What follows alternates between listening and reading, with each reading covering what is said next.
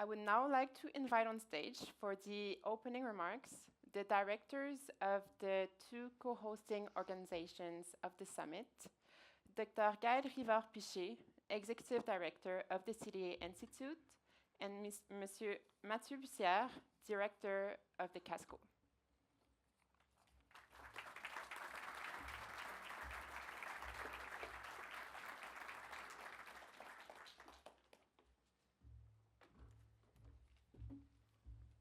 Good morning, everyone.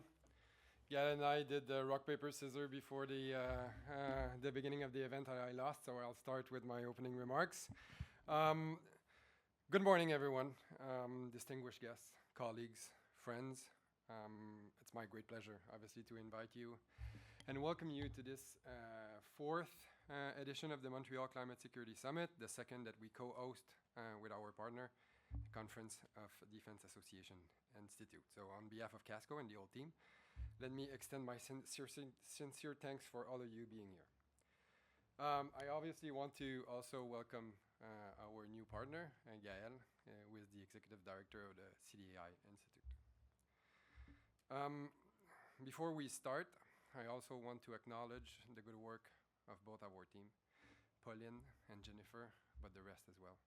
It's been quite an endeavor, and I think it's starting on a good foot. I think Pauline talked about the evolution of the summit. It's a little bit different this year. As part of our efforts to improve our offer, we asked you, participants and partners, how to make this summit even more impactful. And I remember one of the ideas that was brought to us is to have a longer and less or narrower kind of conference room. Obviously, we have not listened to that one. But I want to single out the input of our CASCO sponsor nations. And after the conference last year, we had a meeting with my 12 sponsoring nations. And one of the things that came out of these discussions is they wanted to have more technical depth in our discussions, more operational focus, and more practical outcome. And you'll see this program this year reflects that. It's more interactive, there's more solution-oriented, and it's more committed to producing tangible outputs that armed forces and decision makers can use. So I certainly hope that you will enjoy it because a lot of efforts have been put into this. I also want to talk about the fact that every day we're reminded that the impact of climate change in our lives. It's not distant, it's not hypothetical, and it's not a hoax. I want to acknowledge something important, and speaking openly about climate change and climate security has not been easy, definitely not easy right now. In fact, it's increasingly challenging. Many hesitate, some are afraid to raise the subject, while others feel uncertain about how to approach it. But at the same time, what we see is that more voices are joining this conversation. More leaders are raising the issue. More institutions are interested by it. And more experts are stepping forward. And this is, a proof that this is happening. We recognize that this is not a debate that we can afford to avoid, and that we must talk about it. Over the last year, our staff at CASCO met with thousands of interlocutors from different backgrounds. Vast majority are convinced that urgent action is required. Some need to better understand this urgency, but none are refuting what the science is telling us. We are more than you think, and we do more work than you can imagine.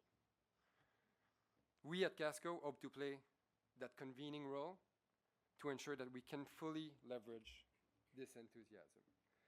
And one of the things that I want to highlight in my introductory remarks is that in this summit and during that summit, we're launching what we call Climate Security Community of Practice, which is a community of practice that will bring together professionals like you are, researchers and policymakers from across nations and disciplines to exchange scientific knowledge, share practices, and co-develop solutions at the intersection of climate change and defense. We hope to be able, through regular speaking series, knowledge-sharing platforms, and collaborative projects, to build a community of practice that will strengthen our ability to turn that scientific knowledge and understanding into actionable advice. It will serve as a lasting hub for this community, ensuring that the conversations that we have today go well beyond these 2 days. And you will find, to join that community, a QR code outside. We have a nice table with all the goodies that we've brought for this conference, and in one of those signs there is a QR code to join the community. So please take a moment to register, answer a few questions, and become part of our community. I won't delve into the thematic of this year because I think our MCs have done an excellent job in presenting it. But I want to strengthen or underline the fact that we're really focused on military adaptations in face of climate risks, and I hope that the discussions today will do just that. What I want to maybe put the emphasis on is that this summit is not about only discussion. We certainly hope it is also about action. And that's why we went into a format when, it's not just us talking in front of you, it's plenaries, it's workshops, it's war games. And you'll have the opportunity to challenge the assumptions that are put out there to you, test ideas, and create solutions. I want to use a sports analogy here, not only because it's the season opening game of my home team, the Montreal Canadiens, but also because I think it's important to highlight that the format of this year's summit is that there should be no passengers here. Now, we're all active participants in these discussions, and I encourage you to be involved in any one that you're participating in. We want to leave with new perspectives, we want to leave with new relationships, and we want to leave with new ways of working together, and I certainly hope that we achieve that.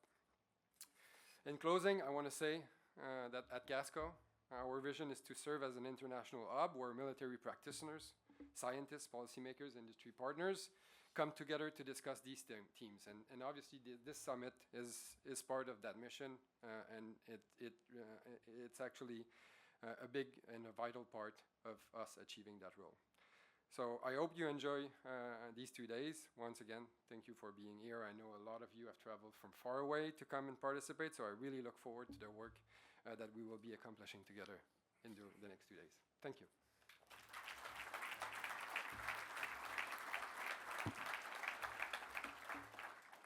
Good morning, Excellencies, distinguished participants, colleagues, friends.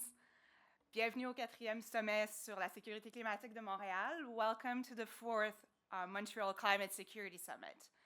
Because my name is heard, thanks to my parent, it's a French name, and even in French it's not obvious. I am Gaëlle Rivard Piché. I am the new Executive Director of the Conference of Defense Associations Institute, better known as the CDA Institute. So just as a little bit of background, because the CDA and its institute may not be known to all of you, we founded in 1932, the Conference of Defense Associations, better known as the CDA, serve as an umbrella organization for 48 member associations that represent more than 400,000 active and retired members of Canada's armed forces. In 1987, the CDA established a separate institute as a charitable organization with the mission to advance informed debate on national security issues, particularly those related to national defense and the Canadian Armed Forces.